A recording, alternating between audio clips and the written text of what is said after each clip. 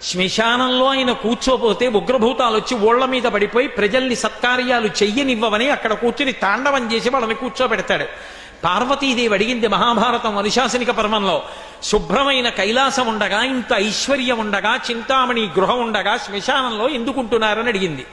అడిగితే ఆయన చెప్పాడు, పార్వతి బతికున్న నాళ్ళు అన్ని చోట్లకి వెడతారు, ఏమీ తోచట్లేదు, శ్మశానానికి వెళ్ళొద్దామని ఎవరు రారు పార్వతి.